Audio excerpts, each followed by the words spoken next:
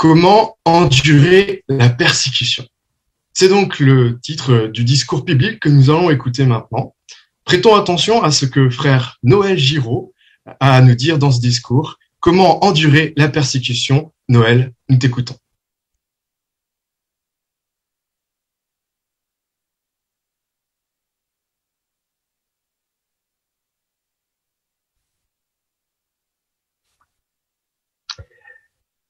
À la mémoire d'Auguste Dickmann, né en 1910, témoin de Jéhovah. Ainsi commence une inscription gravée sur une plaque récemment dévoilée dans l'ancien camp de concentration de Sachsenhausen. Pourquoi cette plaque? Pour un témoin de Jéhovah. La suite de l'inscription l'explique, je cite, « Il a été fusillé publiquement par les SS le 15 septembre 1939 pour objection de conscience. » Auguste Dickmann a été interné dans ce camp en 1937. En 1939, 3 jours après le début de la Seconde Guerre mondiale, on lui a ordonné de signer sa feuille d'incorporation dans l'armée. Sur son refus, le commandant du camp a pris contact avec Heinrich Himmler, le chef de la SS, la garde d'élite d'Hitler, pour lui demander l'autorisation d'exécuter Auguste Dickmann en présence de tous les détenus. Le 17 septembre 1939, le New York Times publiait ce communiqué provenant d'Allemagne. Auguste Dickmann, 29 ans, a été fusillé par un peloton d'exécution. C'était, ajoutait le journal, le premier Allemand objecteur de conscience de cette guerre. Voilà donc un fait remarquable, n'est-ce pas, qui force le respect, bien sûr.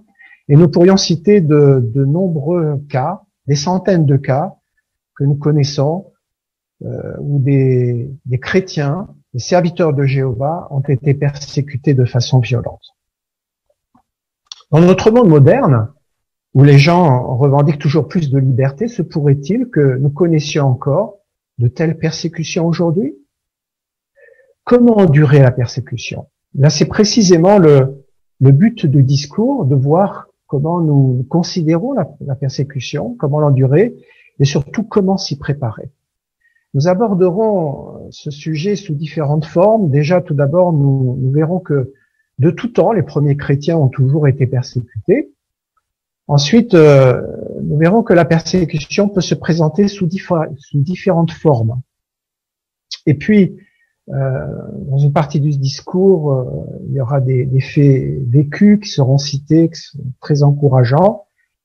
Et enfin, nous aborderons la partie pratique du discours, notamment quels sont les moyens pour, dès aujourd'hui, faire face à la persécution. Alors, abordons cette première idée. Tous les premiers chrétiens, tous les serviteurs de Jéhovah ont été persécutés. Pourquoi parler de la persécution dans un discours? Puisque ce n'est pas un sujet qui est forcément très très plaisant. Ce n'est pas parce qu'on porte un intérêt morbide à la souffrance et qu'on souhaite qu'on cherche à s'effrayer ou à se faire peur. D'ailleurs, j'espère que à la fin de ce discours, vous serez serein et vous serez encouragé par rapport aux idées qui seront développées.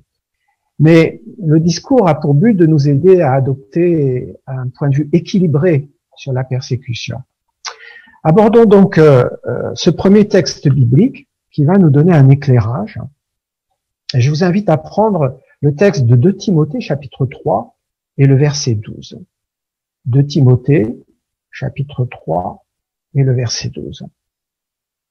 Il est dit ceci, « D'ailleurs, tous ceux qui vivent dans l'attachement à Dieu et unis à Christ Jésus seront eux aussi persécutés. » Alors c'est intéressant parce que ce texte a été écrit par l'apôtre Paul, et l'apôtre Paul était bien placé pour parler de la persécution. L'apôtre Paul a connu les deux côtés de la barrière. Avant d'être chrétien, il a persécuté les chrétiens, et d'une fois qu'il a épousé la voie du Christ, eh bien en fait il est devenu aussi, lui aussi il a été l'objet de persécution pendant tout son ministère. Il est mort même en martyr à Rome. Donc on va citer plusieurs textes de l'apôtre Paul en sachant que lui-même a subi la persécution. Dans ce texte biblique, il dit quelque chose de très intéressant. Il dit « Tous ceux qui vivent dans l'attachement à Dieu et unis à Christ seront eux aussi persécutés. Donc en fait, c'est un constat. Nous devons nous attendre, en tant que serviteurs de Jéhovah, un jour ou l'autre, à connaître une forme de persécution. Alors précisément, quelle forme de persécution? Trois notamment, nous allons parler de trois aspects. La persécution peut déjà se présenter sous forme d'insultes, de moqueries, d'injures, de souffrances psychologiques. Et on comprend que parfois les insultes, les injures, elles peuvent venir de camarades d'école, de collègues de travail. Mais lorsqu'elles viennent des membres de notre famille, c'est encore plus difficile à supporter, puisque cela vient précisément de gens que l'on aime. Jésus nous avait avertis à ce sujet. Par exemple, dans Matthieu chapitre 10, versets 34 et 36, il avait dit qu'il amènerait la division dans les familles.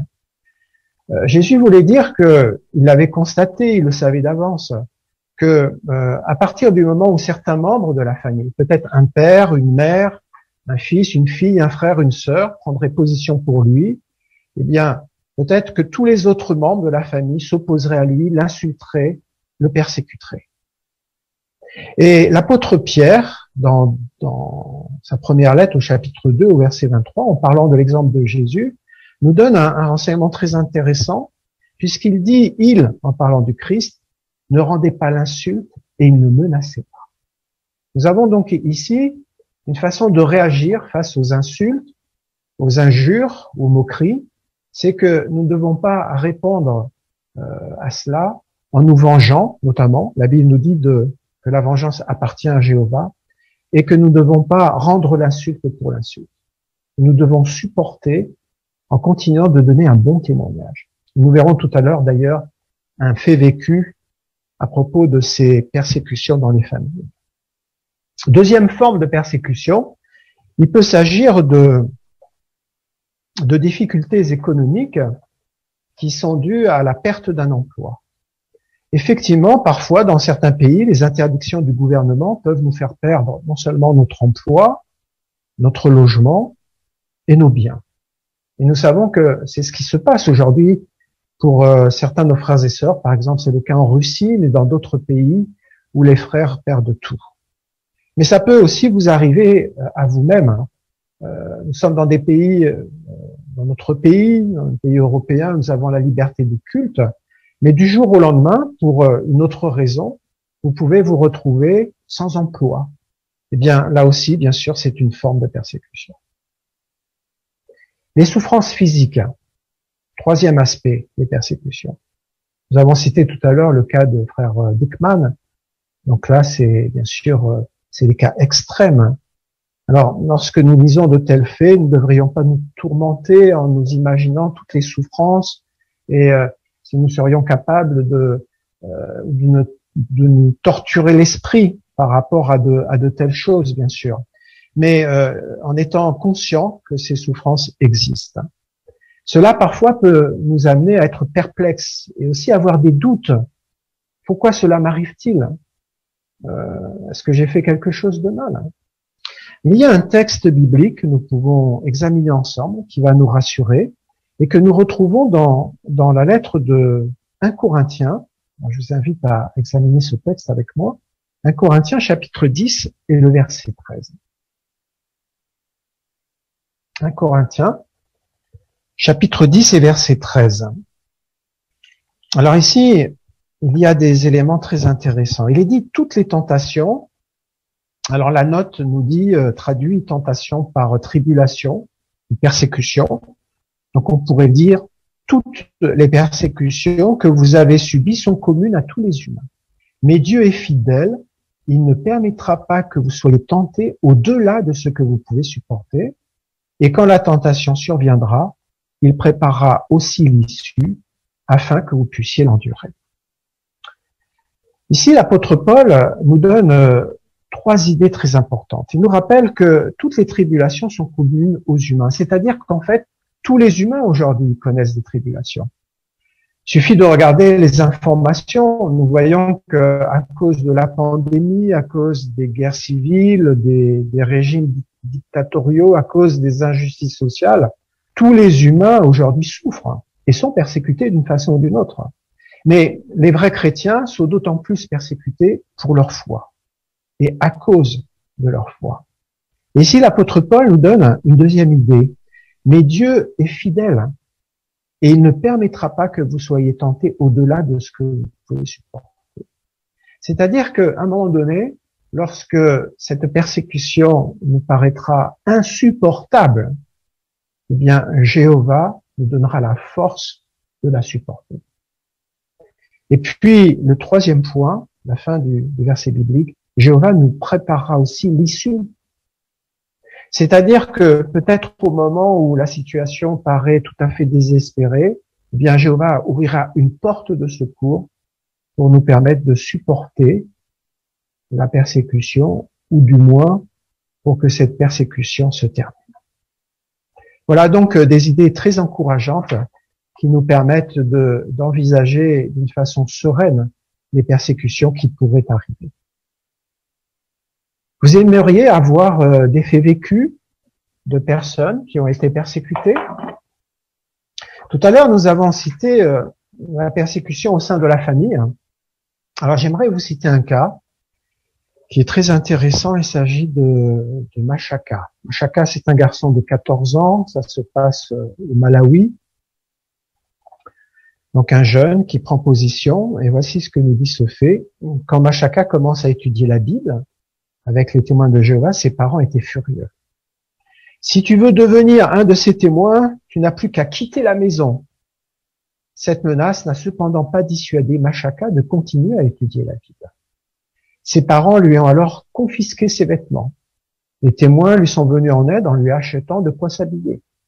Lorsque les parents l'ont appris, ils lui ont dit « Si les témoins de Jéhovah veulent s'occuper de toi, tu n'as qu'à aller vivre chez eux. » Et c'est ce qui s'est passé. Après avoir réfléchi longuement, Mashaka est parti de chez lui et une famille de témoins de l'assemblée l'a prise en charge.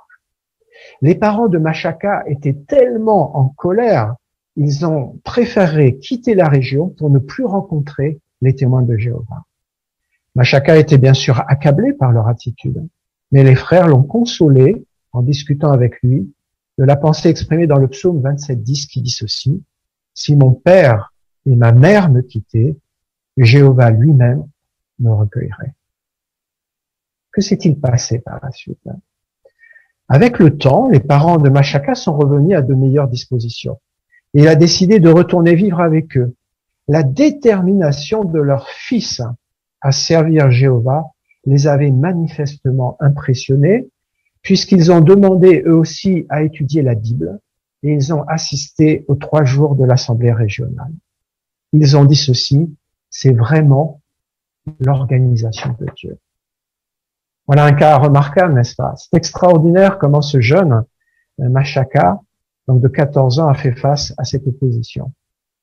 On retiendra une idée principale, c'est que Mashaka n'était pas un garçon surdoué. C'était un jeune de 14 ans. Il n'était pas parfait. Il était fragile, comme tous les jeunes, comme tous les humains. Mais il a été capable de supporter cette persécution. Cela veut dire quoi? Eh bien, cela veut dire que s'il a été capable de le faire, eh bien, nous aussi, nous serons capables de supporter la persécution. Nous reviendrons tout à l'heure sur cette idée parce qu'elle est capitale. Tout à l'heure, nous avons parlé aussi de la persécution par rapport à la perte d'emploi. J'aimerais vous citer aussi un cas là tout à fait remarquable. Il s'agit d'un frère, témoin de Jéhovah, qui est directeur d'école. Il a tenu à obéir à Dieu comme un chef plutôt qu'aux hommes en restant neutre vis-à-vis des affaires de l'État. Il a été violemment battu et on s'attendait à ce que le tribunal l'accuse de traîtrise. Tout le monde pensait qu'il serait mis à mort.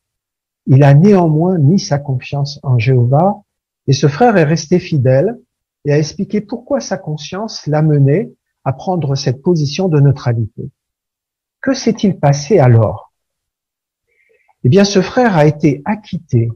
Il a été ramené dans la ville où il a été battu et les agents de l'État qui l'avaient justement battu lui ont présenté ses excuses. Et tenez-vous bien, ce témoin fidèle a pu non seulement reprendre sa place dans l'enseignement, mais il a été aussi promu à la fonction d'inspecteur pédagogique. Vous voyez, ce sont des cas remarquables, n'est-ce pas? Là, ça se passe dans un pays où, vous avez vu, c'est une question de neutralité chrétienne. Mais comment se préparer à la persécution par rapport à la perte d'emploi dans nos pays dans nos pays européens, où nous avons encore la liberté de culte? Alors, nous pourrions par exemple nous poser la question, est-ce qu'aujourd'hui, nous serions capables de refuser certaines choses à notre employeur? Alors peut-être parce que cela heurte notre conscience, ou peut-être parce que cela est contraire aux principes bibliques. Sommes-nous capables de refuser quelque chose à notre employeur ou à notre directeur, peut-être parce qu'il nous demande de faire des heures supplémentaires, vous voyez, ou de travailler plus tard le soir, au détriment d'assister aux réunions, au détriment de l'étude familiale, au détriment du temps que nous pouvons passer aux réunions ou dans la prédication. Vous voyez, chers frères et sœurs, même si nous sommes dans des pays où nous ne connaissons pas la persécution directe, nous pouvons du jour au lendemain perdre notre emploi. Et perdre notre emploi, perdre peut-être notre logement, avoir des difficultés familiales. Mais dès aujourd'hui, comment considérons-nous notre emploi et quelle attitude avons-nous vis-à-vis de nos responsables et de notre travail? Voilà donc des questions sur lesquelles nous pouvons méditer et qui nous prépareront donc à voir effectivement comment nous pouvons réagir face à d'éventuelles persécutions. Nous pourrions citer, comme nous l'avons dit tout à l'heure, des centaines de cas comme ça. Mais nous nous rappellerons que ceux qui sont sortis vainqueurs dans le passé, ou que ceux qui sortent vainqueurs aujourd'hui, nous pensons à nos frères et sœurs de Russie, qui continuent de prêcher, qui continuent de rendre témoignage, qui continuent de se réunir malgré la persécution, qui restent intègres en prison, eh bien, tous ces frères et sœurs ne sont pas des surhommes, ne sont pas des surfemmes. Ce sont des gens fragiles, ordinaires, imparfaits comme nous. Donc, s'ils sont capables d'endurer aujourd'hui de telles persécutions, eh bien, nous le serons aussi. Abordons maintenant la partie la plus pratique du discours. Voyons concrètement comment nous pouvons nous préparer à la persécution. D'emblée, il est très important d'avoir et de comprendre pourquoi nous sommes persécutés et surtout qui est l'auteur des persécutions. Dans beaucoup d'églises de la chrétienté, on enseigne aux gens que souvent, lorsqu'ils rencontrent des épreuves ou des difficultés ou lorsqu'ils sont persécutés, c'est peut-être parce qu'ils ont fait quelque chose de mal ou c'est peut-être parce que c'est Dieu qui les punit. Eh bien, nous vous rassurons, chers amis, ce n'est pas du tout ce que dit la Bible. La Bible dit qu'à chaque fois qu'un serviteur de Dieu, qu'un chrétien, un vrai chrétien est persécuté, à chaque fois, l'auteur, c'est Satan le diable. Tout comme Dieu est un personnage réel, Satan est un personnage réel. Et la Bible est très claire. Le livre de Job nous parle de Job. C'était un homme très riche, il avait beaucoup de biens, il était considéré, beaucoup de prestige, il avait une grande famille, et du jour au lendemain, il va se trouver au milieu d'un conflit, d'un défi entre Satan et Dieu. Satan lui dit, mais bien sûr, Job, tu le protèges, c'est ton chouchou, c'est ton fidèle serviteur, tu lui fais tout, tu lui donnes tout, mais enlève-lui un peu ta protection, et on verra s'il restera fidèle. Jéhovah, il a confiance en Job. Il sait très bien que Job restera fidèle. Donc, il laisse faire Satan. Et le livre de Job est très intéressant parce que on va voir que Satan va s'acharner sur Job. Et Job va rester intègre. Donc, chers frères et sœurs, gardons ici cette idée capitale. C'est que même si parfois nous pouvons être perplexes, ou nous pouvons peut-être avoir des doutes par rapport à des ennuis, à des épreuves, à des persécutions que nous pouvons subir, c'est peut-être votre cas aujourd'hui, eh bien, rappelons-nous, ne nous trompons pas. C'est pas Jéhovah qui nous punit, mais c'est Satan qui veut briser notre intégrité en nous persécutant. Donc, lorsque nous restons fidèles, eh bien, nous réjouissons Jéhovah. D'ailleurs, nous allons prendre deux textes bibliques qui sont très encourageants à ce sujet, que nous retrouvons dans la lettre de 2 Corinthiens. Alors, le premier texte, c'est 2 Corinthiens chapitre 4, Et le verset 17, 2 Corinthiens, chapitre 4, et le verset 17, il est dit ceci: car bien que les épreuves soient momentanées et légères, elles produisent pour nous une gloire dans la grandeur et bien plus extraordinaire et qui est éternelle. Alors ici, l'apôtre Paul nous rappelle que les épreuves sont momentanées et légères. Alors bien sûr, légère, tout est relatif, parce que nous avons vu tout à l'heure, il y a différentes formes de persécution, mais on retiendra qu'elles sont momentanées. Mais surtout, l'idée principale, c'est qu'elles produisent quelque chose. Elles produisent une gloire. C'est quoi cette gloire? Eh bien, c'est la gloire ou la joie de rester fidèle à Jéhovah. Si lorsque nous sommes persécutés, lorsqu'on nous insulte, lorsqu'on se moque de nous, lorsque nous subissons des souffrances psychologiques, nous restons intègres, eh bien cette gloire, c'est la satisfaction de rester fidèle à Jéhovah. Parce que nous savons que Jéhovah nous voit. Et Jéhovah a un regard protecteur sur nous. Et il est heureux, il est content, il se dit, mon fils, ma fille, reste fidèle.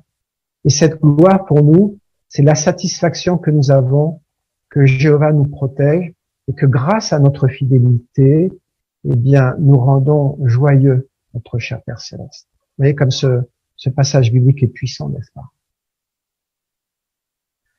Un deuxième texte biblique, c'est toujours dans le même chapitre, mais cette fois-ci, c'est au verset 7. Donc 2 Corinthiens chapitre 4 et le verset 7. Cependant, nous avons ce trésor dans des vases en terre pour que cette puissance qui dépasse la normale soit celle de Dieu et non pas celle qui vient de nous. Nous sommes des vases en terre, nous sommes fragiles, nous sommes imparfaits. Et pourtant, ici, on nous explique que nous pouvons être capables de supporter la persécution. Grâce à quoi? Vous avez le noté, grâce à cette puissance. Ce n'est pas notre puissance, bien sûr. C'est la puissance de Dieu qui dépasse la normale.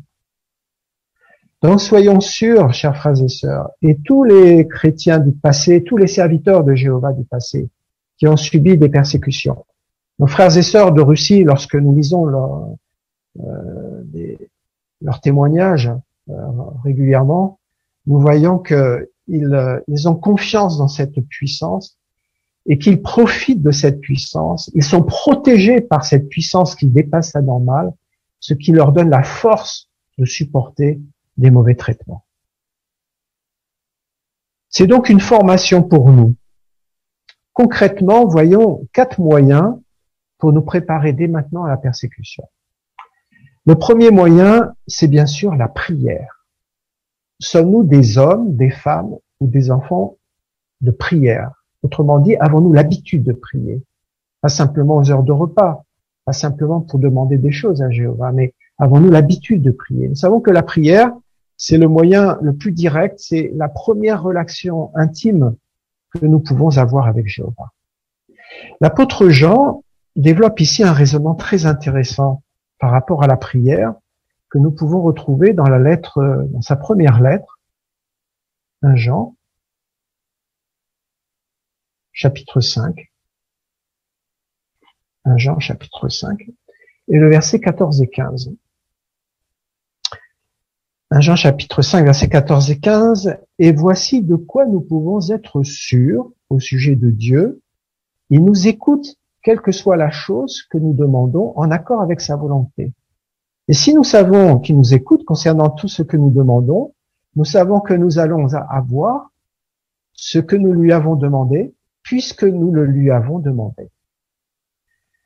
Je ne sais pas si ça vous fait cette idée, mais la première fois qu'on lit ce verset, on se dit, mais c'est une vérité de la palisse, n'est-ce pas? En fait, l'apôtre Jean nous dit quelque chose, il développe ici un raisonnement tout à fait extraordinaire. Lorsque nous prions Jéhovah, nous sommes convaincus que Jéhovah nous écoute. Et si nous sommes convaincus que Jéhovah nous écoute, eh bien nous sommes convaincus qu'il nous accordera ce que nous demandons. Et si nous sommes sûrs Ce que nous lui demandons, il nous l'accordera, eh bien, nous continuons de le prier. C'est extraordinaire, n'est-ce pas, ce raisonnement. Alors, chers frères et sœurs, ne pensez-vous pas que c'est aujourd'hui, alors que précisément nous sommes dans des pays où nous avons encore la liberté de culte, qu'il est très important de prier Jéhovah pour s'épancher, pour lui expliquer ce que nous ressentons, et d'avoir l'habitude aussi de prier seul. Voilà une idée aussi importante. Même si vous êtes marié, même si vous êtes un père de famille, vous priez avec votre femme, vous priez avec vos enfants, avec votre famille, mais surtout, n'oubliez pas de prier seul. Parce que la prière seule avec Jéhovah, c'est notre relation intime avec lui. Avons-nous donc l'habitude de lui parler de nos angoisses, de nos douleurs, de nos soucis, de nos inquiétudes, mais aussi avons-nous l'habitude de lui rendre gloire par la prière et de le remercier pour tout ce qu'il fait pour nous. Le deuxième point, c'est de lire la Bible. Nous apprenons comment nos frères et sœurs du passé ont enduré la persécution. Nous avons parlé tout à l'heure de Job. Nous pourrions parler aussi de Joseph, du jeune Daniel. Nous pourrions parler du prophète Jérémie, Isaïe, qui ont prophétisé sur Jérusalem, qui ont été durement persécutés. Et puis, nous avons les exemples du premier chrétien. Donc, en lisant effectivement de tels récits, nous serons encouragés. Mais surtout, le troisième point, prenons l'habitude de méditer sur ces récits bibliques. Parce que lorsque nous méditons, nous allons effectivement nous demander, mais comment a-t-il été capable de supporter tout cela? Où a-t-il puisé cette force?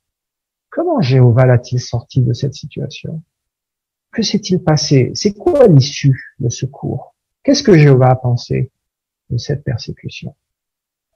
Et une idée qu'on nous donnait du Collège central, qui est toujours bonne à retenir, c'est que quand on a peu de temps pour étudier, ou si on n'arrive pas à trouver suffisamment de temps pour étudier, eh bien l'idée c'est d'étudier moins, mais de méditer plus. Et ça, c'est un conseil qu'on peut donner à nos étudiants. Si vous étudiez la Bible avec les témoins de Jéhovah et que vous n'arrivez pas à tout préparer, à tout étudier, étudiez peu, étudiez l'essentiel, mais passez plus de temps à méditer. Donc, prenons le temps de méditer, chers frères et sœurs, sur ce que nous étudions. Et enfin, le quatrième point concerne la prédication. Alors, pourquoi la prédication? Eh bien, parce qu'en acquérant de l'expérience dans toutes les facettes de notre ministère, cela nous aidera à continuer de prêcher en cas d'interdiction.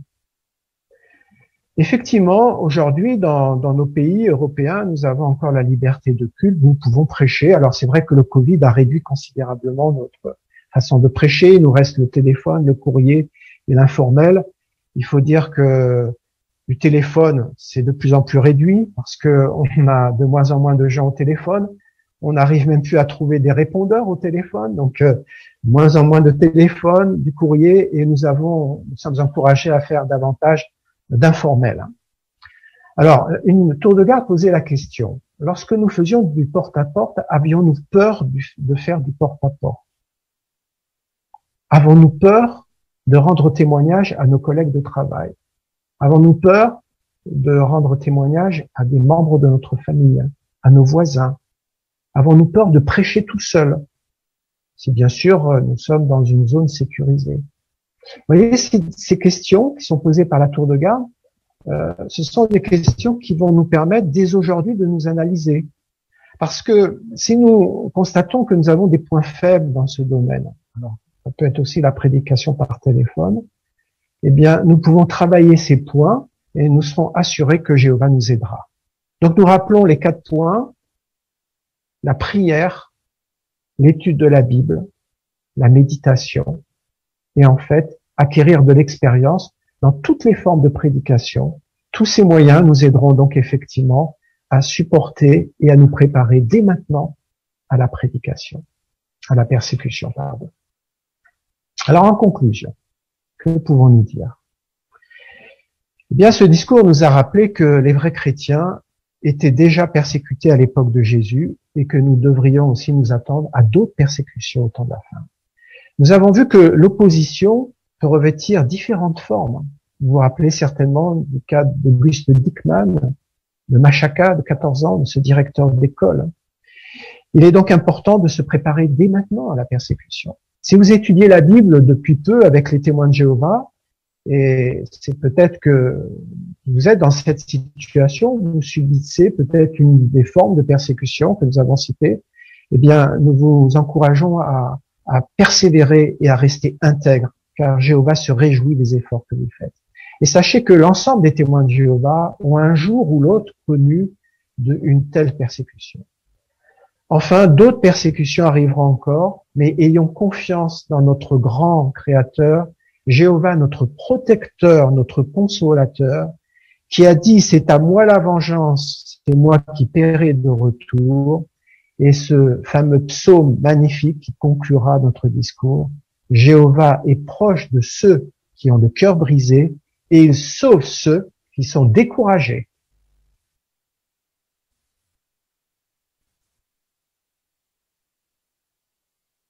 Voilà un discours très stimulant et encourageant, n'est-ce pas? On a eu de bons rappels, des exemples de foi très encourageants qui nous ont aidés à nous poser les bonnes questions pour méditer, pour savoir comment réagir de la même façon avec une foi indéfectible, intègre. Merci beaucoup, Noël. Merci à tous pour votre attention. La semaine prochaine, nous aurons le grand plaisir d'écouter frère Jean-Louis Serre sur le thème « Rester éveillé. Pourquoi et comment ?» Mais c'est maintenant le moment d'inviter un autre Jean-Louis, frère Jean-Louis Arenas, le conducteur de l'étude de la tour de garde. Jean-Louis, s'il te plaît. Bien, c'est avec le cantique 3 que nous introduirons notre étude de la Bible. Ma force, mon espérance, mon assurance. Cantique 3.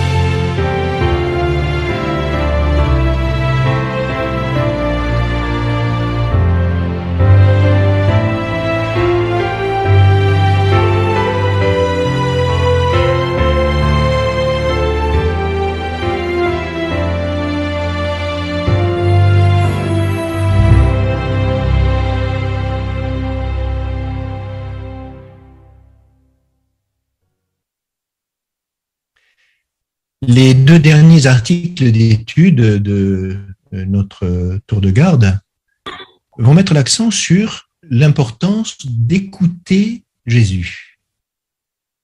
Alors ce matin, nous allons notamment examiner comment nous pouvons montrer que nous écoutons Jésus et avec des exhortations à ne pas faire certaines choses. Et la semaine prochaine, nous verrons l'importance de faire ce que Jésus nous dit. Alors donc, je vous invite par vos commentaires, à montrer les applications concrètes des exhortations que nous allons examiner ce matin, que ce soit cesser de se tourmenter au sujet des choses matérielles ou de juger les autres. Donc nous allons commencer par le paragraphe 1, c'est notre frère Christophe Charnot qui nous servira de lecteur. Jésus a comparé son amitié avec ses disciples aux liens qui unissent un berger à ses brebis. Cette comparaison est appropriée. En effet, les brebis connaissent leur berger et elles réagissent à sa voix. C'est ce qu'a pu constater un jour un voyageur. Il a raconté : « Comme nous voulions filmer quelques brebis, nous avons essayé de les faire s'approcher de nous. Mais elles ne nous suivaient pas, car elles ne connaissaient pas notre voix. Puis vint un jeune berger. À peine avait-il appelé les brebis qu'elles le suivirent. » Merci. Quelle est sans doute l'une des raisons pour lesquelles Jésus a comparé ses disciples à des brebis? Sœur Zali? Il a sûrement le fait parce qu'il voulait mettre en évidence le lien unique qui les unissait. Quand on regarde au verset 3 et 4 du même chapitre, montre bien la relation intime qu'ils avaient puisqu'il précise que le berger les appelle chacune par leur nom. Donc, il avait peut-être choisi leur nom en fonction de leur tempérament, leur apparence ou même leur capacité à donner du lait. Mais en fait, ça montre qu'il prenait le temps de parler à chacune d'elles et qu'il les connaissait et elles reconnaissaient sa voix par cœur. Voilà, très bien. Paragraphe 2 et 3.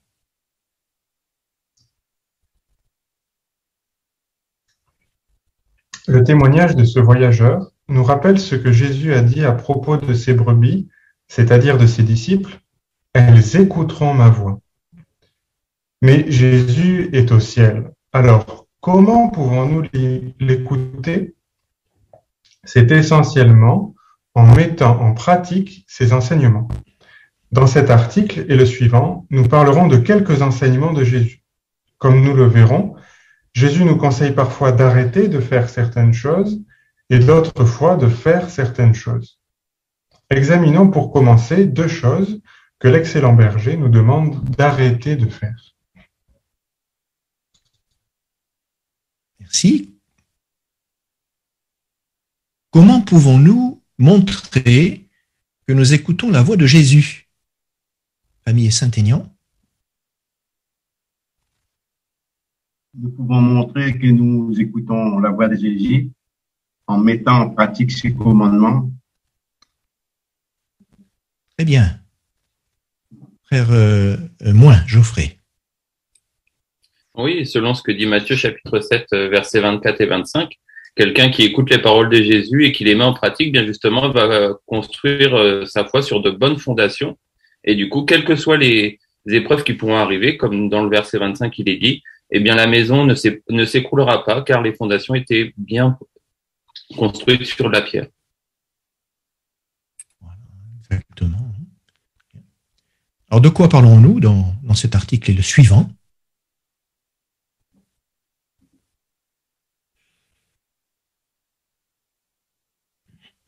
Madame Eulalie Badessi?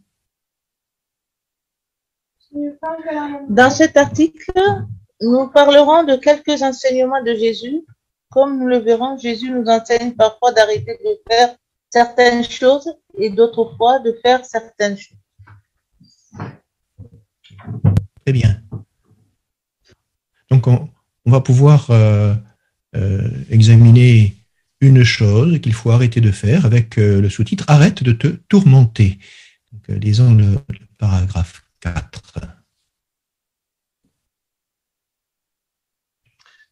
Nous lisons en Luc au chapitre 12 et au verset 29. Arrêtez donc de vous demander ce que vous mangerez et boirez, et arrêtez de vous tourmenter. Jésus a recommandé à ses disciples d'arrêter de se tourmenter au sujet de leurs besoins matériels. Nous savons que les conseils de Jésus sont toujours sages. Nous nous efforçons donc de les appliquer. Mais cela n'est pas toujours facile. Pourquoi ? Merci. Alors d'après Luc chapitre 12, verset 29, au sujet de quoi pourrions-nous nous tourmenter?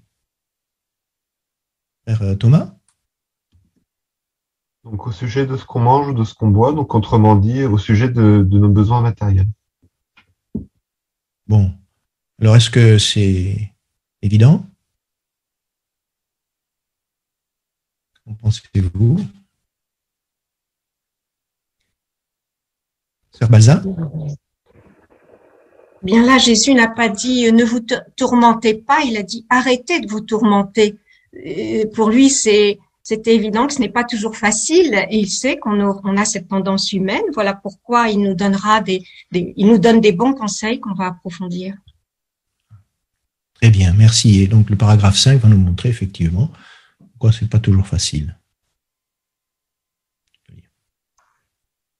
Certains se tourmentent à propos de leurs besoins matériels, comme la nourriture, le vêtement ou le logement.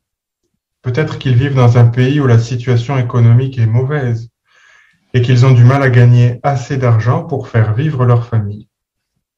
Ou peut-être que celui qui subvenait aux besoins matériels de leur famille est mort. Beaucoup ont perdu leur travail et leurs revenus en raison de la pandémie de Covid-19. Si nous sommes frappés par l'une ou l'autre de ces épreuves, comment suivre le conseil de Jésus et arrêter de nous tourmenter?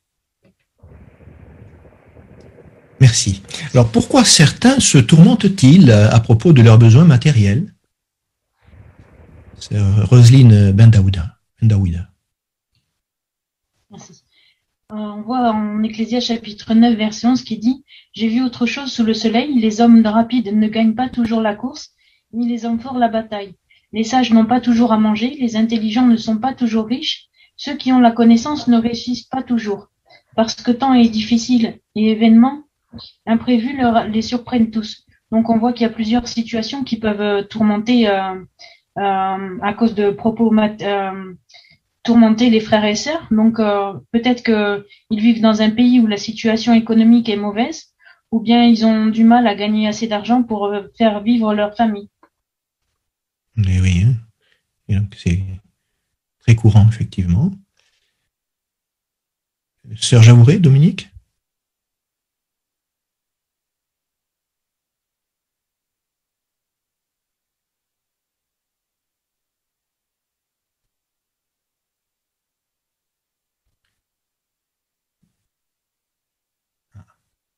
On a perdu Sœur Jamouré.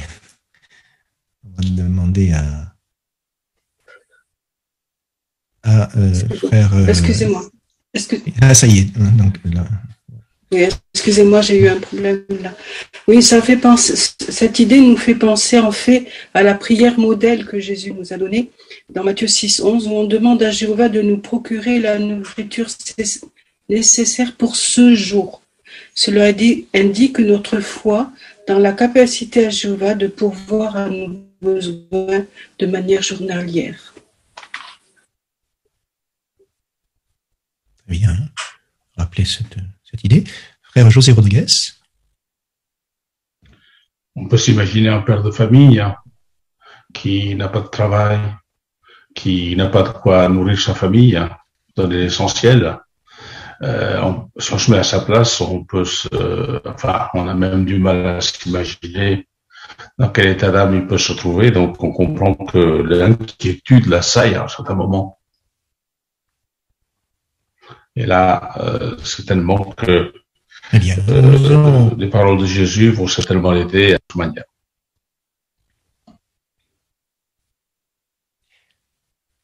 Paragraphe 6.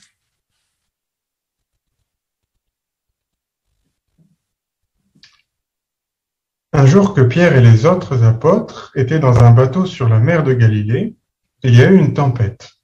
Et ils ont vu Jésus marcher sur l'eau. Pierre a dit, « Seigneur, si c'est toi, ordonne-moi de venir vers toi sur l'eau. » Quand Jésus l'a invité à le rejoindre, Pierre est descendu du bateau et est allé vers lui en marchant sur l'eau. Remarque ce qui s'est passé ensuite. Quand il vit que le vent soufflait très fort, il eut peur. Et comme il commençait à couler, il cria, « Seigneur, sauve-moi !» Jésus lui a tendu la main et l'a sauvé. Il est important de noter que Pierre a pu marcher sur les eaux houleuses tant qu'il regardait Jésus. Mais quand il a regardé la tempête, la peur et les doutes l'ont envahi et il s'est mis à couler. Merci. Alors, explique ce qui est un jour arrivé à Pierre.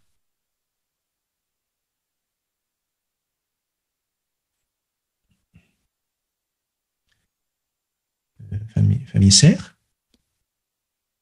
Pierre a assisté à un miracle où Jésus marchait sur l'eau et lui a demandé s'il pouvait le rejoindre, ce qu'il a fait. Au début, tout allait bien, mais il s'est vite inquiété de ce qui se passait autour de lui, n'a plus fixé son regard sur Jésus et a commencé de couler. Et la leçon intéressante, c'est que si nous voulons rester courageux, il faut éviter de se concentrer sur les dangers qui pourraient nous effrayer, mais plutôt fixer l'espérance du salut qui nous est proposée. Très bien. Bel exemple, hein. Nous avons eu à l'Assemblée également. Alors, on va examiner la leçon que l'on peut tirer de cet exemple de Pierre et avec le paragraphe 7. Nous pouvons tirer une leçon importante de ce qui est arrivé à Pierre. Quand il est descendu du bateau et qu'il a commencé à marcher sur l'eau, il ne s'imaginait pas que la tempête le déstabiliserait et qu'il se mettrait à couler. Il comptait marcher sur l'eau jusqu'à ce qu'il rejoigne son maître. Mais il n'a pas réussi à rester concentré sur son objectif. Tout comme Pierre avait besoin de foi pour marcher sur l'eau, nous avons besoin de foi pour endurer nos difficultés. Si nous perdons confiance en Jéhovah et dans ses promesses, nous nous mettrons à couler sur le plan spirituel. Quelles que soient les tempêtes que nous ayons à affronter, nous devons toujours nous souvenir que Jéhovah est capable de venir à notre secours. Merci. Alors, que nous apprend ce qui est arrivé à Pierre? Frère Dufresne, Alexis? Bien, en ayant le regard fixé sur Jéhovah, sur sa capacité à nous aider, on peut avancer. Mais si on s'attarde sur ce qui se passe autour de nous, sur les problèmes de ce monde, eh bien, on peut perdre de vue ce qui est le plus important. Et donc, aller à la dérive, tel un bateau qui ne fixe plus du regard le phare.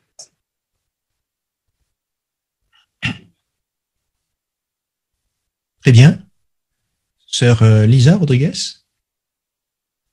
Oui, donc on connaît l'histoire de Pierre. Il était sur l'eau, il a douté, il a coulé. Mais en fait, on n'a pas besoin d'eau pour être déstabilisé si on perd de vue notre objectif et on pourrait vraiment couler spirituellement parlant. Donc, c'est vraiment un bon exemple pour nous. Bien. Sœur Jeanne Giraud? Oui, ça nous montre qu'il nous faut vraiment avoir une foi ferme et ne jamais oublier que Jéhovah est là pour nous soutenir, que ça soit justement sur le plan physique, matériel et spirituel, et ne jamais oublier que c'est lui seul qui est capable de venir à notre secours. Bien. Frère Rocheteau? C'est vrai que Pierre est un bel exemple de foi. On ne doute pas, il était zélé, mais c'est vrai que la belle leçon, comme ça a été dit, parfois, juste un petit manque de concentration, et ça fait tout déstabiliser. Donc, belle leçon pour nous, quoi. Bien. Famille Mayassi?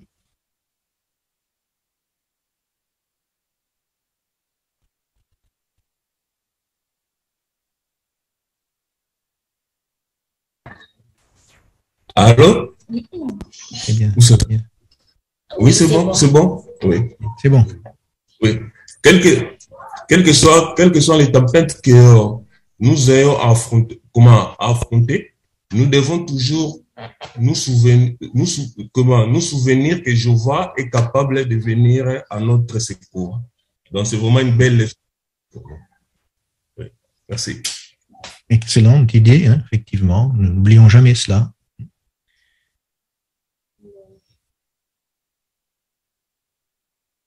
Sœur Renaud, Hélène? N'oublions jamais ses promesses. Il sait ce dont nous avons besoin.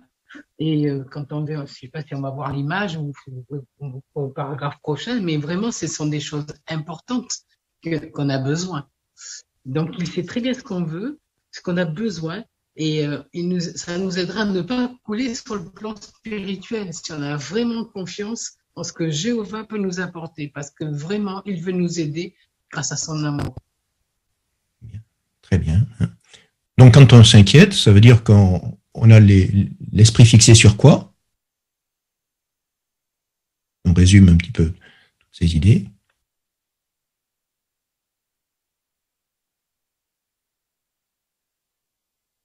Frère Antoine Kimbembe. Bien, quand on s'inquiète, donc on a l'esprit fixé sur les difficultés. Mais ici, on nous demande d'endurer. Très bien. Donc, quand on s'inquiète, c'est que notre esprit est fixé sur les difficultés. Et quand on est confiant, ça veut dire quoi?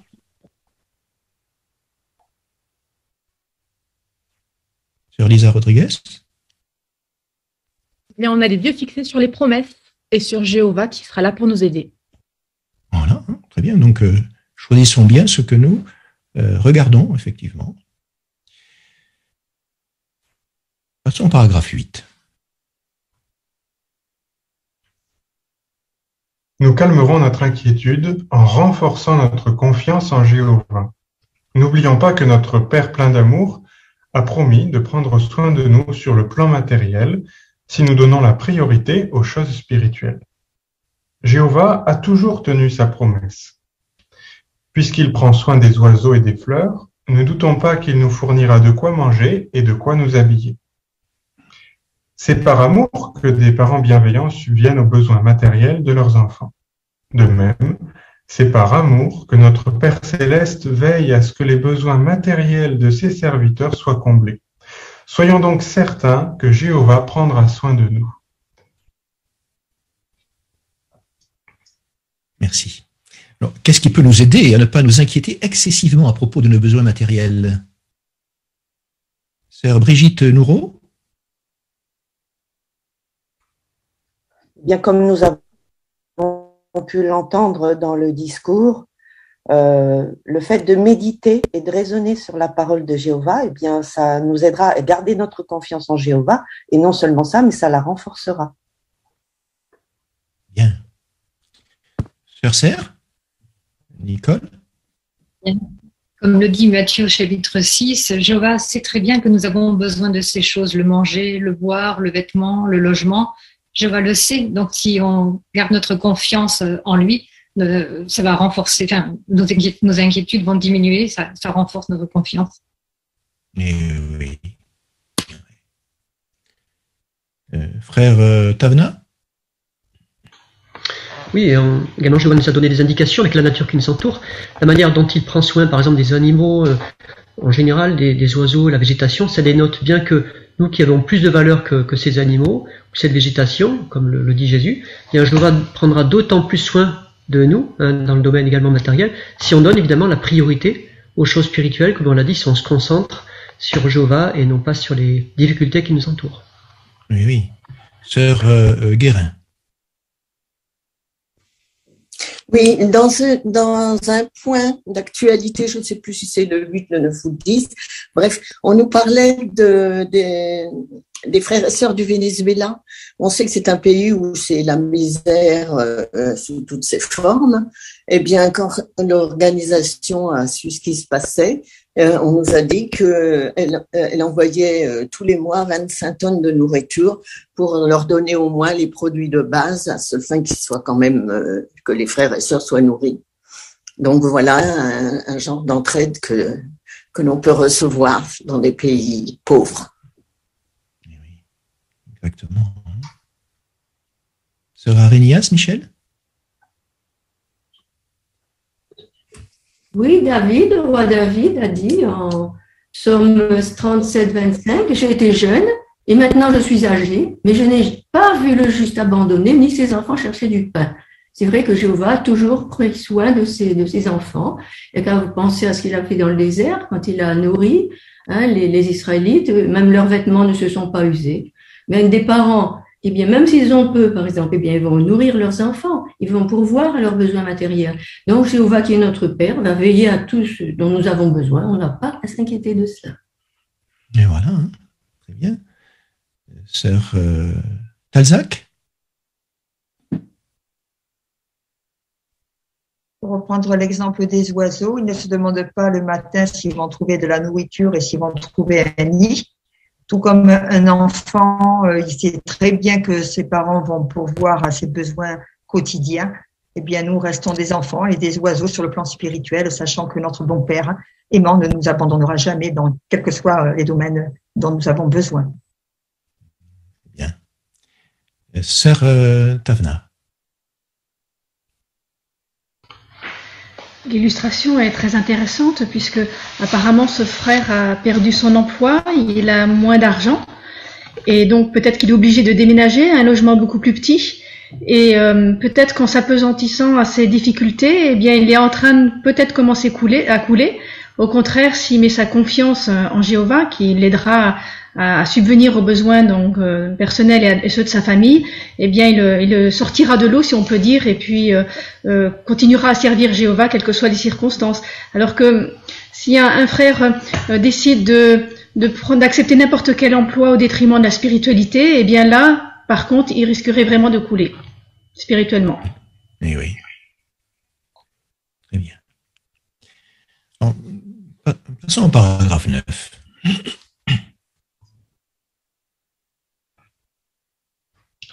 Le fait suivant illustre ce que Jéhovah est capable de faire pour combler nos besoins matériels. Un couple de pionniers était allé chercher des sœurs qui vivaient dans un camp de réfugiés pour les amener à une réunion. Pour cela, ils avaient dû faire plus d'1 heure de route dans leur vieille voiture. Le frère raconte, « Après la réunion, on a proposé aux sœurs de venir manger chez nous. Mais on s'est ensuite rappelé qu'on n'avait rien à leur offrir. Que s'est-il alors passé ? Le frère poursuit. En arrivant chez nous, on a trouvé 2 grands sacs de nourriture devant la porte. On ne savait pas qui les avait déposés. Jéhovah avait pris soin de nous. Quelque temps plus tard, la voiture de ce couple est tombée en panne. Ils en avaient besoin pour prêcher, mais ils n'avaient pas d'argent pour la faire réparer. Le frère l'a quand même emmenée au garage pour savoir combien la réparation leur coûterait. Alors que le mécanicien l'examinait, un homme est arrivé et a demandé « Elle est à qui cette voiture ?» Le frère lui a répondu que c'était la sienne, mais qu'elle était en panne. L'homme lui a alors dit « Ça n'a pas d'importance. C'est exactement le modèle que ma femme recherche, et elle la veut dans cette couleur. Vous en voulez combien ?» Le frère s'est retrouvé avec assez d'argent pour acheter une autre voiture. Il conclut « Vous pouvez imaginer notre joie à la fin de cette journée. On savait que ce n'était pas une coïncidence. Jéhovah s'était occupé de nous. » Merci. Alors, qu'apprenons-nous de ce qui est arrivé à un couple ?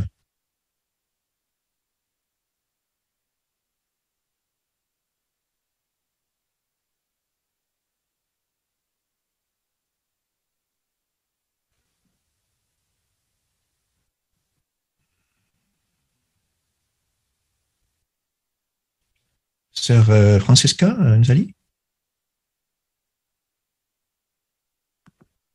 nous apprenons par cet exemple que Jéhovah récompense toujours les bonnes actions. Ce couple a été chercher des sœurs réfugiées et en retour, ils ont eu suffisamment de quoi leur donner à manger, alors que ils se demandaient comment ils allaient faire pour pouvoir donner à manger à ces sœurs qu'ils avaient invitées. Mais Jéhovah a fait des miracles. Jéhovah est un Dieu de miracles. Et nous pouvons être certains que, quelle que soit la difficulté à laquelle nous sommes confrontés, il veillera à ce que nous trouvions une solution. Voilà. Étonnant, hein, cet exemple. Hein. Frère Bertrand Javouret? Oui, c'est assez intéressant ce paragraphe pour Dominique et moi, parce que ça nous est arrivé à 2 reprises. Un mécanicien avait une belle de chevaux et nous, on avait une vieille de chevaux et il nous a dit, je vous reprends la vieille de chevaux et vous prenez la nouvelle. Et le prix qu'il nous proposait était dérisoire, donc on est reparti avec une belle de chevaux toute neuve. Et une autre fois, au Cameroun, on avait une vieille voiture qu'on n'arrivait pas à se débarrasser, mais un monsieur est venu nous voir en lui disant, c'est exactement le modèle que ma femme veut, donc je la prends. Mais je lui dis, mais vous voyez dans quel état elle est? Mais il dit, non, si ma femme veut ça, il faut que je lui donne. Voilà. Donc ce paragraphe, c'est une réalité, hein, pour moi et Dominique. De bonnes adresses de mécaniciens, ça qui... Oui, à mon compte, si tu veux. C'est bien. Sœur Surville, Audrey? Ce qui est intéressant, c'est qu'à chaque fois, Jéhovah pourvoit, mais parce que c'est dans un but très précis. On voit bien que la voiture, ça leur permet de continuer leur service, notamment peut-être d'aller chercher à nouveau ces sœurs dans les camps pour qu'elles assistent à la réunion. Et la nourriture, c'est pareil, c'est pas que pour eux, c'est aussi pour partager avec des sœurs qui sont dans des conditions très particulières. Donc c'est vraiment un objectif spirituel. Eh oui. Sœur Petzeronzo? Ce qui est intéressant de voir aussi, c'est que malgré les obstacles, les frères et sœurs ont quand même continué à agir. Après s'être rendu compte qu'ils n'avaient rien à offrir aux sœurs, ils n'ont pas annulé l'invitation pour autant. Quand ils se sont rendus compte qu'ils n'avaient pas de quoi réparer la voiture, ils sont quand même allés au garage pour voir combien ça leur coûterait. Donc, ils ont continué à agir et ainsi exprimer leur confiance en Jéhovah. Alors, confiance en Jéhovah pour inviter, avant de réfléchir à ce qu'on a dans le réfrigérateur. C'est vrai. Nous allons donc passer au paragraphe 10.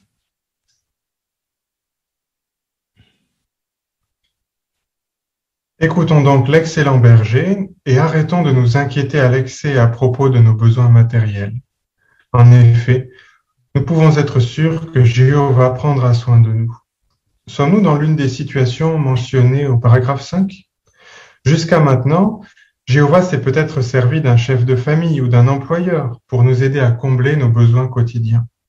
Si à présent ce chef de famille n'est plus en mesure de travailler ou est mort, ou si nous avons perdu notre emploi, Jéhovah pourvoira à nos besoins d'une autre manière, mais il y pourvoira. Voyons maintenant une deuxième chose que l'excellent berger nous demande d'arrêter de faire. Et nous lisons en Psaume 37, verset 5, « Laisse Jéhovah tracer ton chemin, compte sur lui, et il agira en ta faveur. » Merci. Alors, selon ce psaume, pourquoi ne devons-nous pas nous inquiéter à l'excès à propos de nos besoins matériels? Sœur Patricia Rival?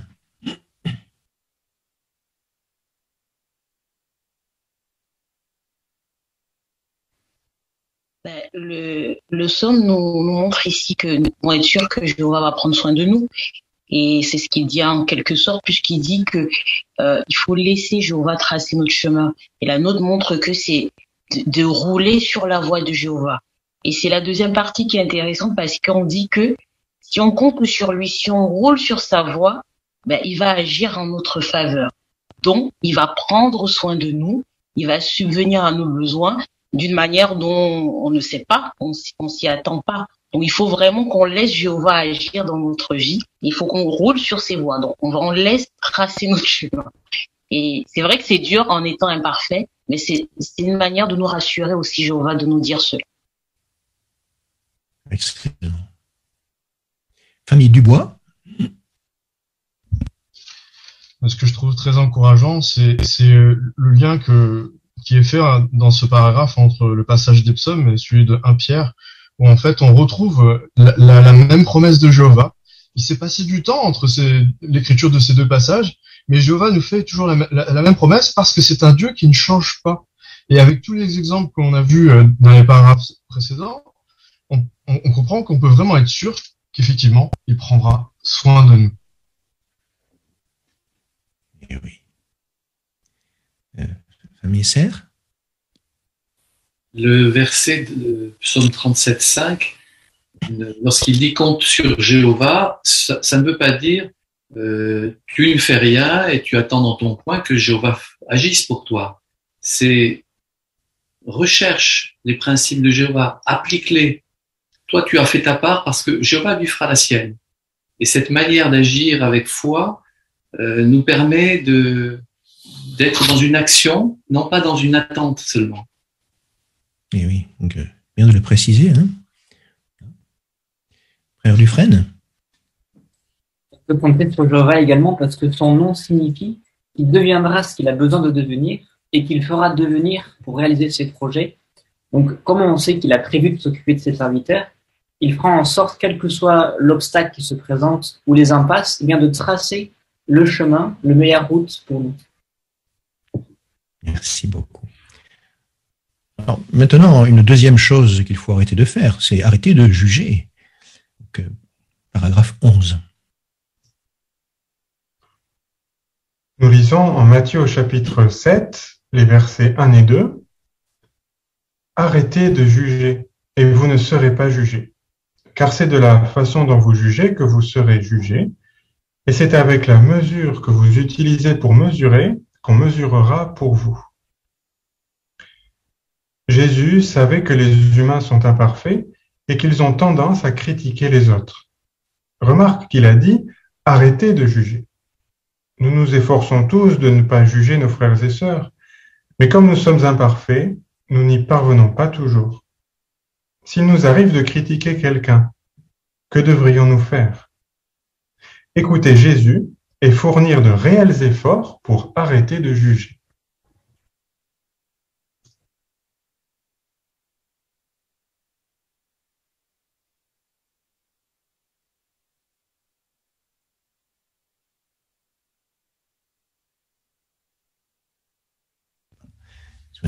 Oui, je répète la question. D'après Matthieu chapitre 7, versets 1 et 2, qu'est-ce que Jésus nous a demandé d'arrêter de faire et pourquoi est-ce difficile? Sœur Agramonte Johanna. Il nous a demandé d'arrêter de juger les autres, mais à cause de notre imperfection, de notre éducation ou la culture, il est peut-être très difficile d'y arriver. Mais en fournissant des vrais efforts et en comptant sur l'aide de Jéhovah et de Jésus, nous pouvons y parvenir. Oui. C'est ce que nous allons voir d'ailleurs. Nous pourrons lire les paragraphes 12 et 13. Réfléchissons à l'exemple de Jéhovah. Il s'efforce de voir les qualités des humains. Cela ressort clairement de la façon dont il considérait David, un homme à qui il est arrivé de commettre des péchés graves. Par exemple, il a commis un adultère avec Bethsabée et il a même fait tuer son mari. Par ses péchés, David s'est attiré des ennuis, mais il a aussi causé des souffrances à sa famille, notamment à ses autres femmes. En une autre occasion, il a manqué de confiance en Jéhovah en organisant un recensement de l'armée d'Israël, ce qui était contraire à la loi. Il a peut-être agi ainsi parce qu'il était fier de la taille de son armée et qu'il comptait sur elle pour protéger la nation. Mais quelles ont été les conséquences?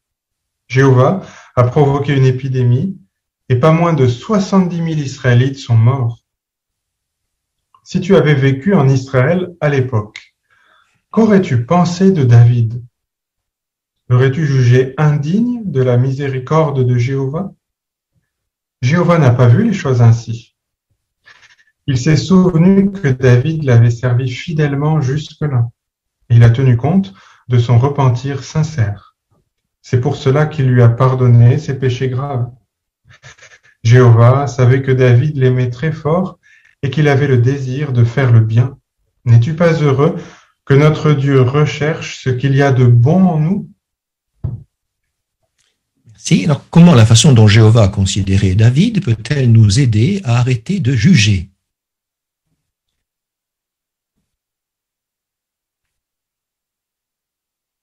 Frère Moins, je vous ferai.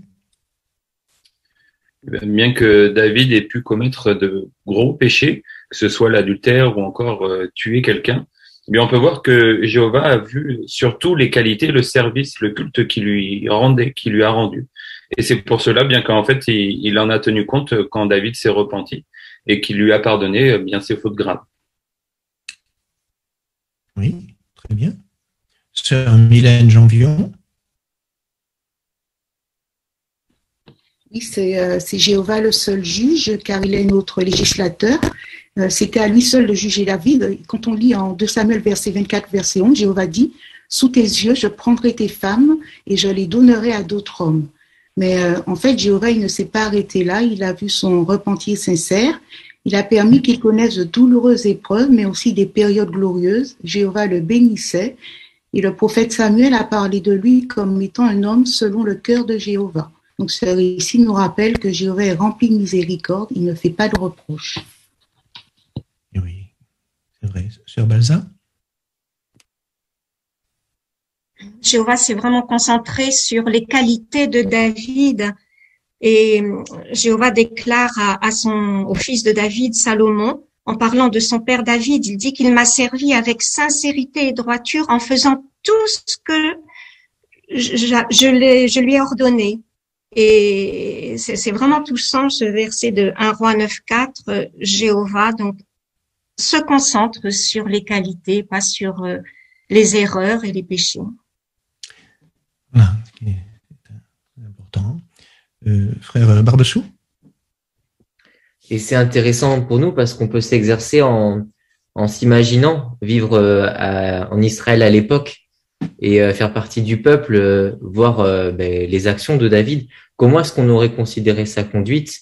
Est-ce qu'on se serait arrêté sur ses erreurs, ses péchés, parce qu'il y a quand même 70 000 Israélites qui sont morts? Ou alors est-ce qu'on aurait vu ses efforts pour servir Jéhovah d'un cœur entier? Voilà, une bonne question à se poser. Frère Giraud? Oui, les péchés de David, en fait, méritaient la mort, hein, puisqu'il a commis l'adultère, il a assassiné le mari. Donc, en fait, d'après la loi, il aurait dû être condamné à mort. Donc, non seulement il n'est pas condamné à mort, mais en plus de ça, Jéhovah va le laisser roi. Donc, il va le laisser aussi exercer la royauté. C'est ce que nous expliquait une tour de garde. Ça montre à quel point Jéhovah a vu son repentir et il a considéré David sur l'ensemble de sa vie.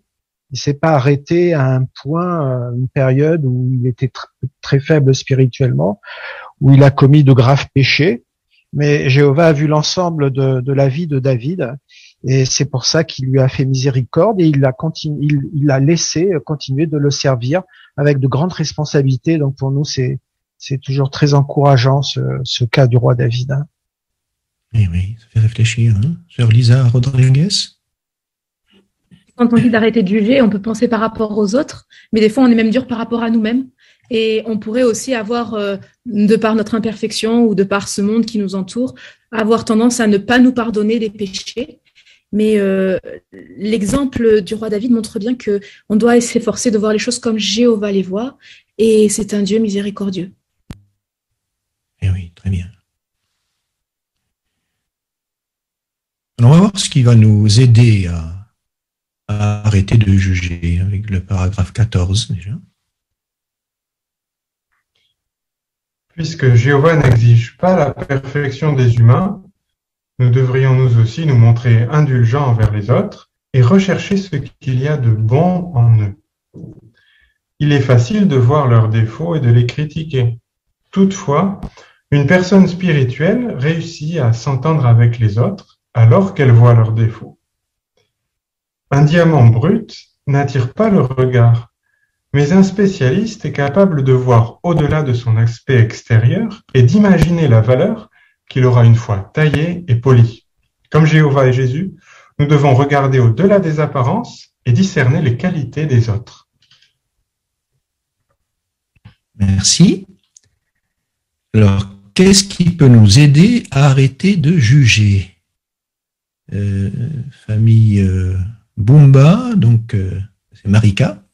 Oui, j'ai beaucoup aimé cette phrase dans le paragraphe qui dit qu'une personne spirituelle. Ah, tu veux t'approcher du micro, s'il te plaît?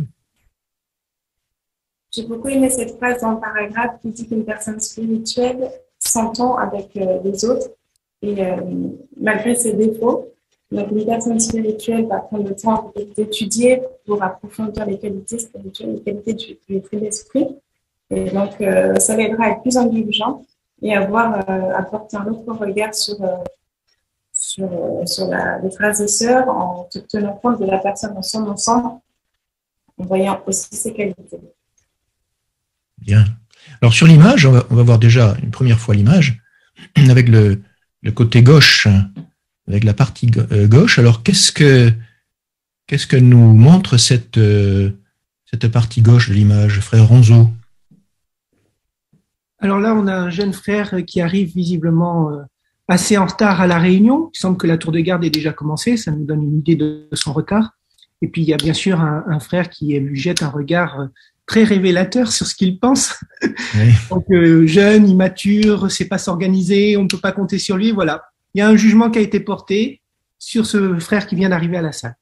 Voilà. Donc, en haut de l'image, qu'est-ce que vous voyez? Sœur Joando? Oui, en haut de l'image à gauche, ce frère voit le jeune frère comme un diamant brut. Voilà, ce n'est pas le regard de Jéhovah. Hein. Par contre, à droite, on voit que le diamant. À droite, on va voir tout à l'heure, à droite, Virginie. Donc, il voit vraiment le frère sous un autre angle. Le diamant, il ne brille pas, il est terne. Voilà. Donc, ce n'est que là qu'il se focalise. Voilà, donc un caillou, voilà, sans valeur, voilà ce que voit le frère. Maintenant, nous allons, avec le paragraphe 15, aller plus loin dans notre analyse. En plus d'être attentif aux qualités des autres, qu'est-ce qui peut nous aider à ne pas les juger durement? Essayons d'imaginer à quoi ressemble leur vie. C'est ce que faisait Jésus. Un jour, au temple, il a vu une veuve pauvre mettre 2 pièces de peu de valeur dans un des troncs. Il n'a pas dit « Pourquoi donne-t-elle si peu ?» Il ne s'est pas arrêté sur le montant de son offrande. Il a tenu compte de ses mobiles et de sa situation, et il l'a cité en exemple parce qu'elle avait fait tout ce qu'elle pouvait. Merci. Que pouvons-nous faire d'autre pour ne pas juger durement nos frères et sœurs? Sœur Arinias? Bien, il faut s'imaginer un peu à quoi ressemble leur vie. Quelquefois, on juge seulement sur l'apparence, hein, comme ce frère qui est en retard, là, on le juge, on ne sait pas ce qui s'est passé avant. Et Jésus, quand il a vu, par exemple, cette veuve pauvre qui met 2 petites pièces, il aurait pu dire, quelqu'un aurait pu dire, bon, mais pas grand-chose, hein, cette femme, elle aurait pu quand même faire un peu plus. Mais Jésus a vu qu'en fait, elle avait mis tout ce qu'elle avait pour vivre. Il a tenu compte donc de ses mobiles, de sa situation. Et c'est ce qu'il nous faut aussi faire avec les autres. Comme ce frère qui est arrivé en retard, je ne sais pas si je peux le dire, là. Voilà, il arrive à la réunion, on le juge, mais quand on sait ce qu'il fait, ce frère, qu'il a vraiment... On va le voir tout à l'heure, oui, effectivement. D'accord. On va tout à l'heure. Merci beaucoup. On va pouvoir lire le paragraphe 16.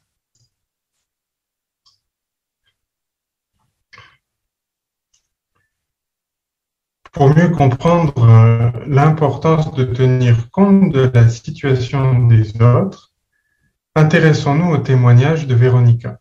Dans son assemblée, il y avait une sœur qui élevait seule son fils. Véronica reconnaît « Je me disais qu'il ne s'impliquait pas beaucoup dans les activités de l'assemblée. Et à cause de ça, j'avais une mauvaise opinion d'eux. Mais un jour, j'ai prêché avec cette sœur. Elle m'a appris que son fils était autiste et que c'était difficile pour elle de l'élever. Elle faisait de son mieux pour combler leurs besoins matériels et spirituels. Parfois, en raison de l'état de santé de son fils, elle était obligée d'assister à la réunion d'une autre assemblée. Véronica conclut « Je n'avais pas imaginé une seule seconde les difficultés qu'elle traversait. Aujourd'hui, j'aime beaucoup cette sœur et j'ai beaucoup de respect pour elle parce qu'elle fait tout ce qu'elle peut pour servir Jéhovah. » Merci. Alors que nous apprend le témoignage de Véronica, sœur Alison Tucolé? Eh bien, c'est vrai que parfois on pourrait être tenté de juger facilement nos frères et sœurs, mais finalement, une sœur qui arrive en retard subit peut-être l'opposition familiale. Quelqu'un qui fait un commentaire court, il fait peut-être de réels efforts pour combattre sa timidité. Et des enfants qui s'impliquent moins que d'autres sont peut-être malades ou vivent dans un foyer mixte sur le plan religieux. En fait, ce sont autant de raisons qui font que ça peut être difficile au quotidien. Mais ce que l'on doit s'efforcer de faire, c'est regarder plus loin que le bout de notre nez et visualiser en fait tous les efforts fournis derrière et les qualités de ses frères et sœurs. Mais oui, c'est bien de le dire. Hein. Sœur Nzali? Et puis cet exemple, c'est Rebecca. Cet exemple était touchant parce que au final, peut-être que la sœur ne s'impliquait pas, que ce soit en prédication ou qu'elle manquait les réunions. Donc la sœur Véronica s'est arrêtée dessus, mais elle n'imaginait pas ce que c'était que d'élever un enfant autiste, parce que ce sont des pathologies lourdes. Il faut peut-être aller régulièrement à l'hôpital. Il faut peut-être lui accorder beaucoup plus de temps et d'énergie. Et la sœur était obligée de jongler avec tout ça et de rattraper les réunions quand elle le pouvait. Mais elle le faisait quand même. Donc au final, comme disait tout à l'heure Alison, il faut pas être prompte à juger. Eh oui, pas imaginer les difficultés avec un enfant autiste. Oui, sœur Marika, Kumba. Oui, je voudrais juste dire que des fois, quand on ne comprend pas les frères et sœurs, c'est parce qu'on ne les connaît pas assez. Et justement, d'ailleurs, c'est l'exemple que je donne un peu là, mais le fait de prendre le temps d'approfondir nos relations avec nos frères et sœurs, chacun d'entre eux, nous permettra de mieux les comprendre et de mieux les aimer et donc de moins se juger. Bien.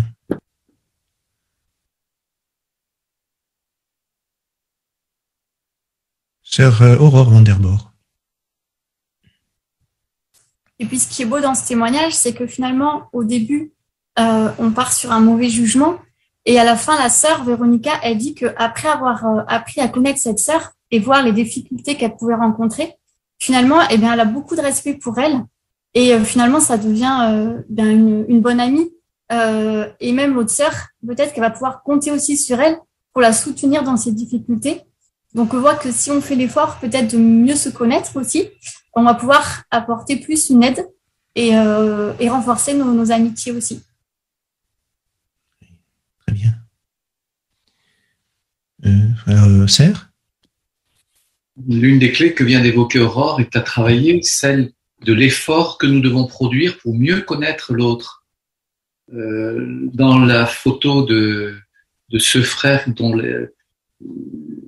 le fait de savoir qu'il a une prédication et des initiatives pour rendre témoignage de façon informelle, le fait qu'il rende des services à des chrétiens pour les aider, à des voisins.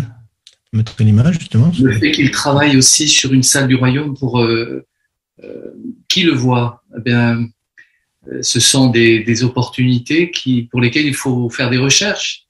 Et si nous partons donc de l'idée que nous ne savons pas tout et nous nous abstiendrons de juger, mais par contre nous chercherons à connaître, nous serons gagnants et nos relations seront toujours apaisées.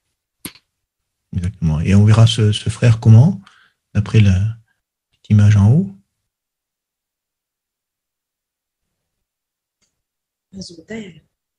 Sœur Arinias. Comme un beau diamant bien taillé. Voilà. Belle facette qui capte bien la lumière. Nous allons maintenant lire le paragraphe 17.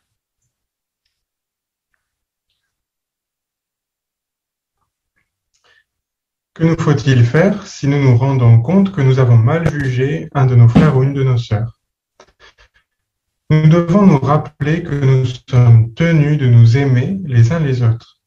Nous devons également supplier Jéhovah de nous aider à arrêter de juger. Ensuite, agissons conformément à nos prières en prenant l'initiative de passer du temps avec la personne que nous avons tendance à juger durement. Cela nous permettra de mieux la connaître. Nous pourrions lui proposer de prêcher ou de prendre un repas avec nous. Tandis que nous nous rapprochons d'elle, efforçons-nous d'imiter Jéhovah et Jésus en cherchant à discerner ce qu'il y a de bon en elle. Nous montrerons ainsi que nous écoutons l'excellent berger qui nous demande d'arrêter de juger. Jacques chapitre 2, verset 8 déclare « Si donc vous obéissez fidèlement à la loi royale contenue dans ce passage des Écritures, tu dois aimer ton prochain comme toi-même, vous faites bien. » Merci. Alors, que nous est-il demandé en Jacques chapitre 2, verset 8 et comment y parvenir? Famille Thomas? Donc il est dit, tu dois aimer ton prochain comme toi-même, donc c'est important d'aimer les autres et c'est difficile de le faire si on continue de les juger. C'est pour ça qu'il est important de supplier Jéhovah de nous aider d'arrêter de juger les autres. Oui, oui, très bien. Frère Charlot. Oui, c'est intéressant, ce verset parle de la loi royale. Alors on sait que le plus grand commandement, c'est d'aimer Jéhovah, mais lorsqu'il est question ici de loi royale, c'est la loi prépondérante parmi celles qui règlent les relations humaines. Et au cours des mois passés, notre étude de la loi mosaïque nous a montré que cette idée leur était rappelée régulièrement, que c'était par des actions concrètes qu'ils pouvaient vraiment montrer que bien ils aimaient chacun de leurs compatriotes. Oui, très bien. Sœur Guérin.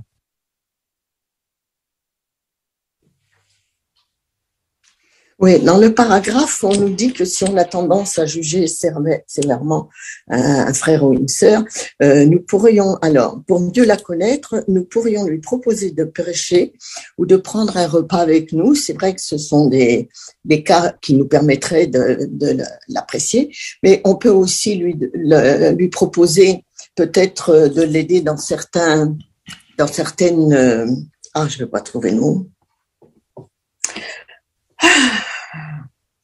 Bon, dans des choses qu'elle a à faire chez elle et qu'elle a des difficultés. Donc, ça serait la connaître peut-être, ça nous permettrait d'aller chez elle et en fait de la connaître plus intimement. Et là, peut-être on se rendrait compte que notre jugement a été faux parce qu'en fait, quand on la connaît bien, c'est une sœur charmante. Voilà. Excusez-moi, je perds des mots des fois. Non, c'est bon, il y en a. Il y en a suffisamment pour qu'on comprenne tout. Frère Mumba, Glenn. Je me suis arrêté sur un mot dans le paragraphe, c'est le mot supplier. Je me suis dit peut-être que quelquefois il faudra aller jusque-là, adresser des supplications à Jéhovah, parce que peut-être c'est une tendance qui est fortement ancrée en nous, de juger nos frères et sœurs, mais on ne désespère pas. Jéhovah voit notre bonne volonté et il entendra nos supplications. Eh oui, très bien. Sœur Renaud. Oui, nos supplications, il faut qu'elles soient faites avec aussi les actions qui rentrent dans le sens de nos prières. Et justement, c'est très important de se connaître pour pouvoir savoir si on peut aider, de quelle manière. Merci. Lisons le paragraphe 18, le dernier. Tout comme les brebis écoutent la voix de leur berger, les disciples de Jésus écoutent sa voix. Si nous nous efforçons d'arrêter de nous tourmenter au sujet des choses matérielles et d'arrêter de juger, Jéhovah et Jésus nous béniront pour nos efforts. Que nous fassions partie du petit troupeau ou des autres brebis, continuons d'écouter la voix de l'excellent berger en lui obéissant. Dans l'article suivant, nous parlerons de deux choses que Jésus a demandé à ses disciples de faire. Merci beaucoup pour ta bonne lecture, Christophe. Alors, comment montrer que nous écoutons la voix de l'excellent berger? Sœur Vincent Nicole. en faisant ce qu'il nous demande de faire, c'est-à-dire ici, ce qu'il nous demande de ne pas faire pour cette première partie, c'est-à-dire de ne pas nous tourmenter pour des choses qui paraissent vitales, mais qui, pour beaucoup de personnes, ont trouvé leur solution grâce à Jéhovah, grâce à son intervention, et également de ne pas juger les autres parce que nous n'avons pas le droit de juger, c'est Jéhovah le juge, et nous n'avons pas le droit de juger. Si nous jugeons, nous serons jugés avec les mêmes critères que ceux avec lesquels nous avons jugé les autres. Alors ça nous encourage à un peu plus de mansuétude vis-à-vis des autres. Oui, tout à fait. Hein. Sœur Rodriguez, Lisa? Comme on l'a vu, on suivra l'exemple des brebis. On écoutera la voix uniquement de notre excellent berger et pas d'autres voix, même si elle crie plus fort ou il y en a plus. Eh oui, très bien. Alors, que répondrais-tu? Une dernière question que nous allons aborder. Comment arrêter de nous tourmenter à propos de nos besoins matériels? Sœur Vanessa Rocheteau? Eh bien, en gardant toujours à l'esprit que Jéhovah connaît nos besoins et qu'il a promis de les combler si nous mettons ses intérêts à la première place. Et puis également, en gardant en mémoire le psaume 37,5, laissons Jéhovah tracer notre chemin, comptons sur lui et soyons convaincus qu'il agira pour nous. Bien.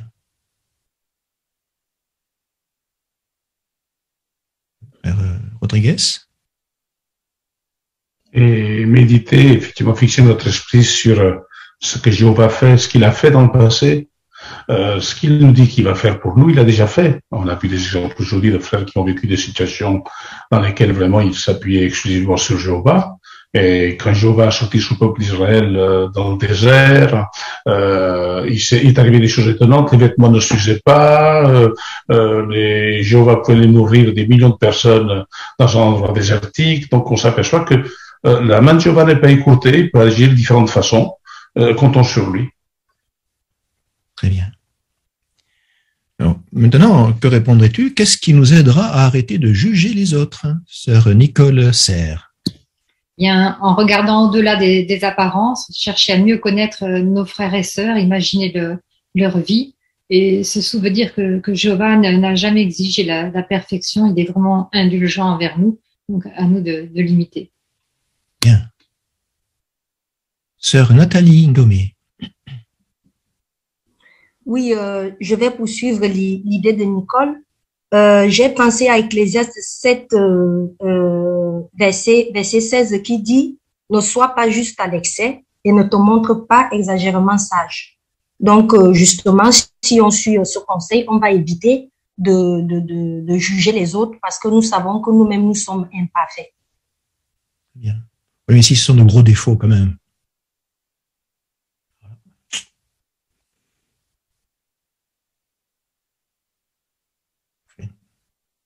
Frère J.S.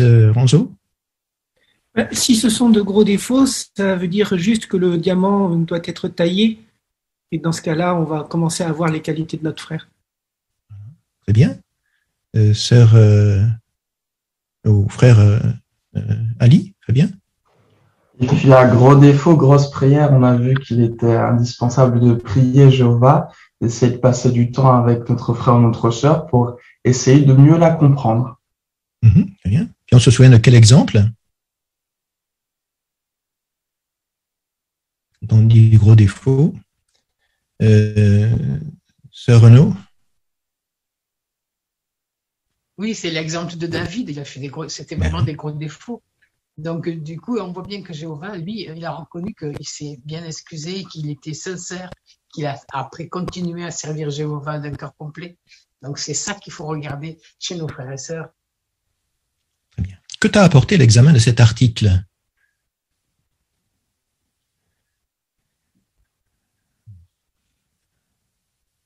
Sœur Ali, Francine. Donc moi, cet article m'a montré qu'il fallait que je m'arrête de m'inquiéter de mon avenir, qui, il y a 2 mois, était un peu sombre parce que j'ai perdu mon époux et qu'il fallait que je me concentre sur les promesses de Jéhovah. Bien. Oui. Frère Rodriguez? J'ai beaucoup aimé, effectivement, comme de Sarali, l'exemple de ce couple qui, littéralement, ils s'appuyaient exclusivement sur Jéhovah. C'est-à-dire que leurs objectifs, c'était que le spirituel, et à côté de ça, évidemment, ils avaient des besoins. Mais inviter quelqu'un à déjeuner alors qu'on n'a rien à la maison, il faut le faire. Aller réparer la voiture alors qu'on n'a pas de quoi payer, il faut le faire. Et ben, c'est dans cet acte de foi qu'ils ont fait que Jéhovah a pu leur apporter une bénédiction. Merci beaucoup pour vos excellents commentaires. Vous avez vraiment pu faire ressortir les idées fortes, un sujet pratique qui montre vraiment l'importance d'écouter la voix de l'excellent berger. La semaine prochaine, nous verrons des choses à faire que Jésus nous exhorte à accomplir. Donc, préparons-nous bien. Nous allons maintenant chanter le cantique 101, œuvrons dans l'unité, cantique 101, et c'est notre frère Giraud, Noël, qui prononcera la prière.